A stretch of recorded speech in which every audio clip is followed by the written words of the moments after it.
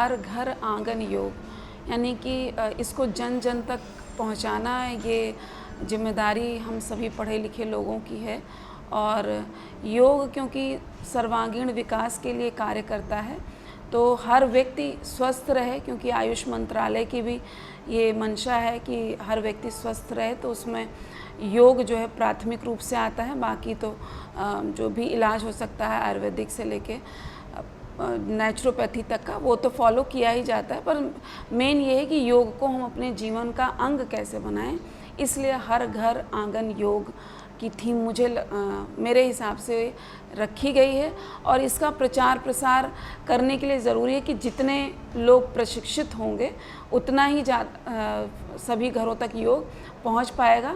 तो जैसे कि आज हमारे कॉलेज के प्रांगण में छात्राओं को योग का प्रशिक्षण दिया गया, अब ये छात्राएं अपने घर में सिखाएंगी, फिर जिनको ये प्रशिक्षित करेंगी वो दूसरों को सिखाएंगे। इस तरीके से ये एक चेन फॉर्म में बन सकता है। और इसी के अंतर्गत बहुत सारे योग गुरु जो स्पेशलिस्ट हैं वो विभिन्न संस्थानों में जाकर जो है योग का प्रशिक्षण दे रहे हैं। 100 के करीब छात्राएं एनसीसी की छात्राएं थी जिनको प्रशिक्षण दिया गया। और जो हमारी एनसीसी की एएनओ हैं मेजर मनमीत कौर सोढ़ी जी, उन्होंने प्रशिक्षित किया। यहाँ तक कि जो हमारी एलुमनाई छात्राएं हैं एनसीसी की, वो भी आई, उन्होंने भी प्रशिक्षण छात्राओं को दिया।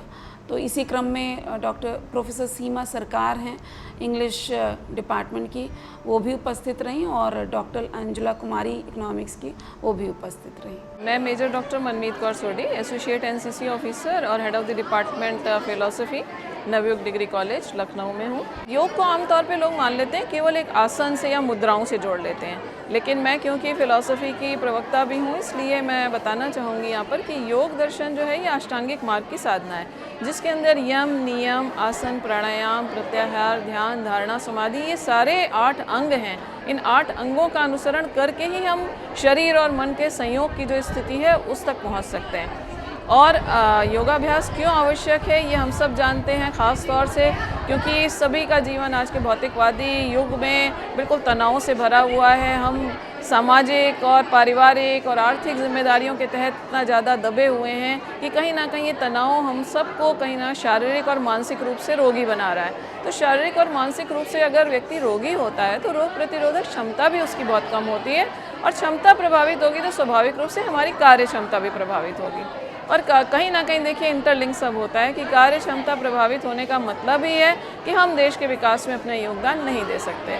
तो आज हम जो भारत हमारा G20 की अध्यक्षता कर रहा है, आज़ादी का अमृत महोत्सव मना रहा है, हम अमृत काल में चल रहे हैं, 100वें वर्ष की दिशा में एक नया प्रयास कर रहे हैं, तो वो तभी संभव है जब हमारे देश के नागरिक स्वस्थ हों। बिल्कुल, अगर वो स्वस्थ नहीं है तो हम एक स्वस्थ और विकसित भारत के निर्माण का सपना भी नहीं देख सकते। इसलिए स्वस्थ भारत के निर्माण के लिए नागरिकों का स्वस्थ होना बहुत ज़रूरी है, और नागरिकों का स्वास्थ्य इसी बात पर निर्भर है कि हम योगाभ्यास को नियमित दिनचर्या का एक भाग बनाएं। एक दिन का योगाभ्यास या केवल कुछ दिन कर लेना और उसके बाद अंतर्राष्ट्रीय योग दिवस पर कोई मुद्राएं बनाकर सोशल मीडिया पे डालना, केवल इतना मकसद हमारा नहीं होना चाहिए।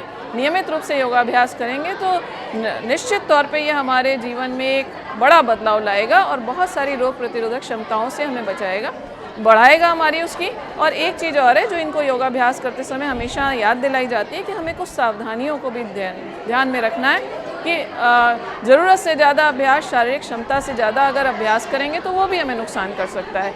या पूर्व में अगर किसी को किसी प्रकार का रोग हुआ हो या कोई सर्जरी हुई है तो चिकित्सक के परामर्श के बिना योगाभ्यास नहीं करना चाहिए। केवल एक दूसरे को देखकर नहीं करना है, अपनी शारीरिक क्षमता को पहचानना है और उसके अनुसार अभ्यास करना है, और साथ ही साथ प्रकृति से जुड़ने की भी कोशिश करनी है। कि मैंने बताया ना, योगाभ्यास एक थ्योरी नहीं थेरेपी भी है।